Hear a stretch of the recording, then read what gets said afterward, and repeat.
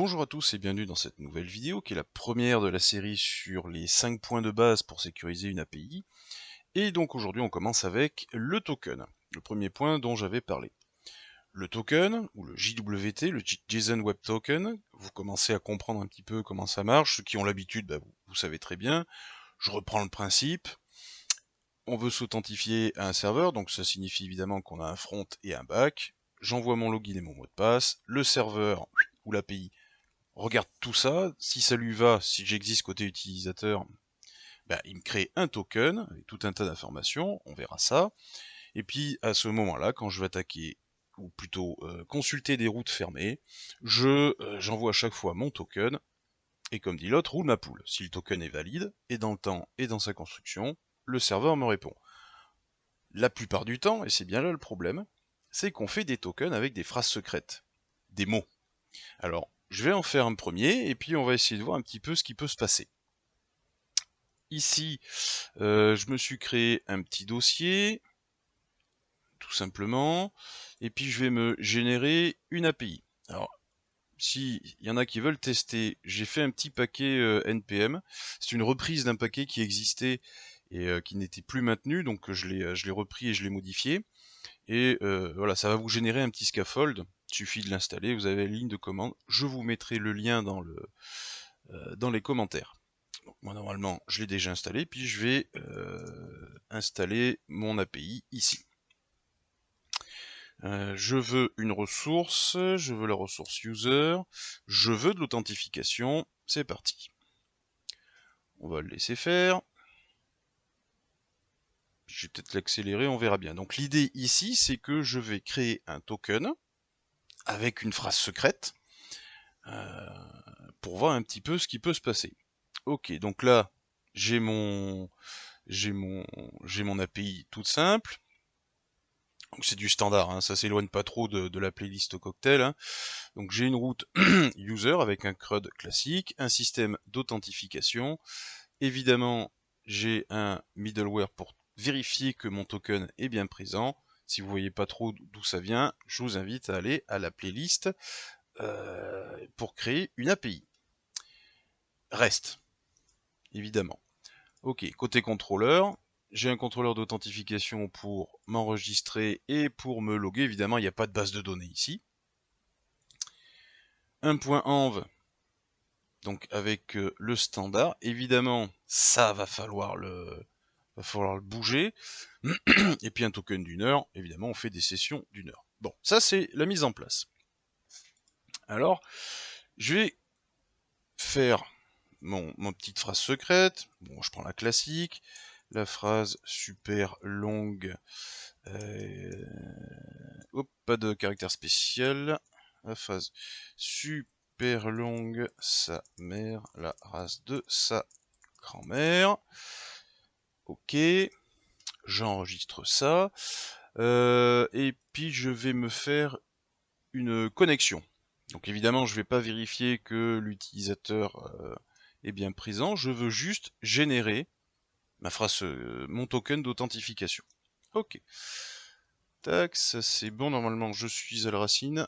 Yes, donc npm run dev. C'est parti. Très bien. On est sur le 9000, donc là je vais aller chercher Postman.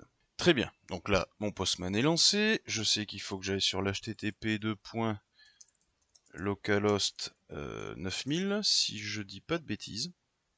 Ouais, c'est ça, 9000. Ma route, donc pour l'authentification, le routeur il est branché sur /off, et une fois que je suis là-dedans, ma route pour me loguer, c'est /login. Donc ça fait localhost 2.9000 /off /login. Je répète que je n'ai pas mis la vérification du mot de passe, donc forcément il va immédiatement me cracher un token.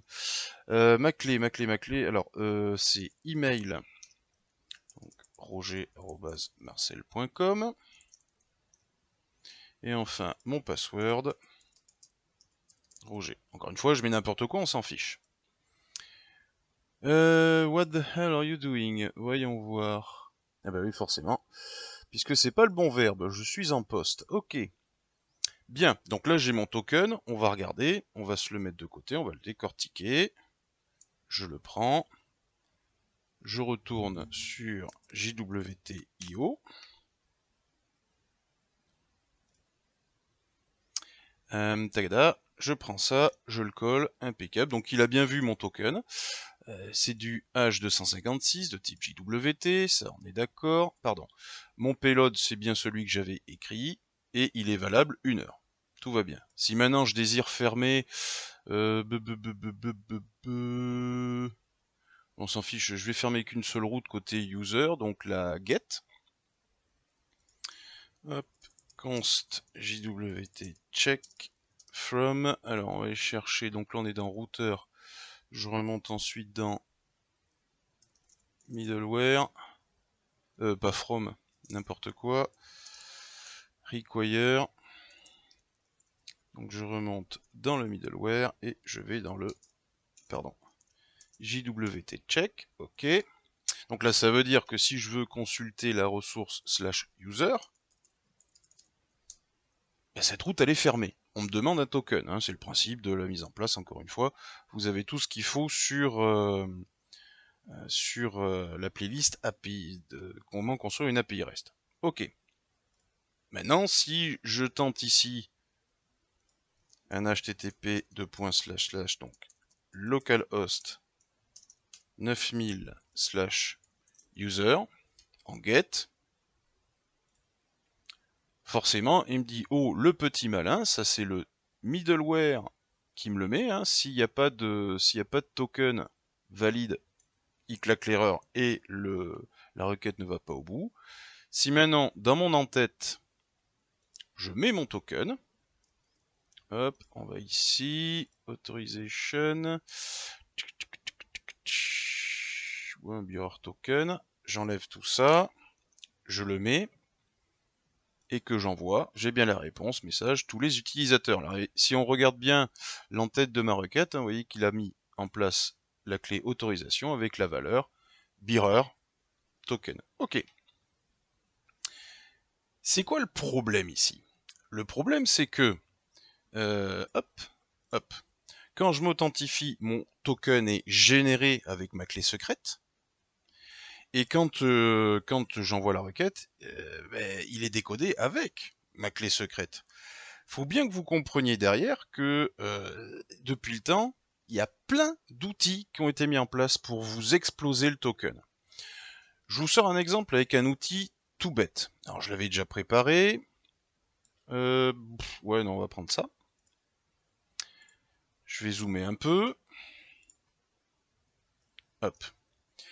Si je prends le paquet, alors attention, ce que je vous montre, si vous un jour vous le testez, disclaimer, hein, vous le faites sur des systèmes où vous avez l'autorisation ou les vôtres. Vous ne le faites pas chez n'importe qui, pour n'importe quoi. On est là pour comprendre un peu comment ça marche, pas pour s'amuser avec le reste. Donc là, ce que je vais faire, j'ai fait un token précédemment. J'ai fait la phrase secrète, c'était simplement le mot-clé test.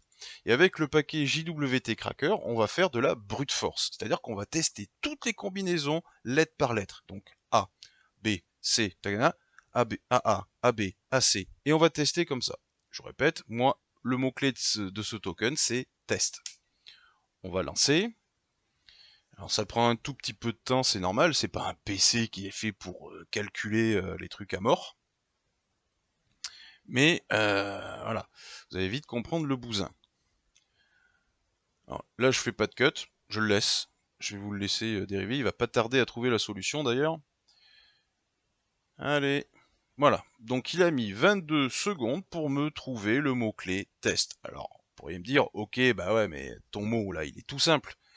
Toi dans ta phrase, ta phrase secrète, elle est bien plus longue, certes.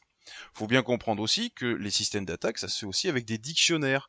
Ce sont des fichiers qui contiennent tout un tas de mots déjà enregistrés, et au lieu de faire de la brute force, on va tester toutes les combinaisons, on va tester des assemblages de mots. Ça peut se trouver bien plus rapidement. Je vais pas vous faire la démo de comment on fait ça avec les dictionnaires, c'est pas l'idée ici. Il faut bien comprendre aussi que, bon, certes, si on fait une phrase très très longue, c'est cool. Mais faut y penser.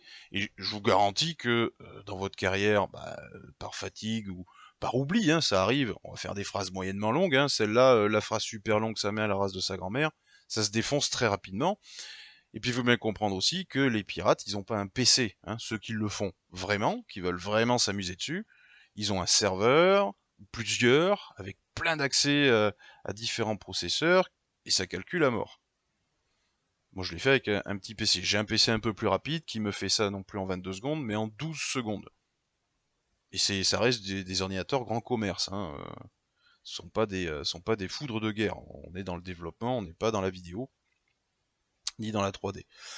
Donc comprenez bien que ce truc-là, c'est assez dangereux. Je répète, pour tester, rien qu'un mot comme ça a pris 22 secondes sur un PC qui est en train d'enregistrer une vidéo, où le processeur est déjà saturé, enfin, utilisé plutôt. Sur un PC où j'ai l'habitude de travailler, ça me prend que 12 secondes. Imaginez quelqu'un qui vous fait des dégâts. Donc quand vous travaillez sur des systèmes, il va falloir faire, enfin des systèmes en production, vous allez voir, ça vous prend simplement 5 secondes de plus et vous passez avec le système que je vais vous présenter dans la vidéo suivante. Ça ne sera pas la sécurité absolue, de toute façon, il y a encore plein de trucs à mettre en place, mais c'est déjà une première base. On évite les tokens en clé secrète. C'est trop dangereux. Prochaine vidéo donc, on va s'attaquer aux tokens faits avec des clés SSH et non plus une phrase secrète.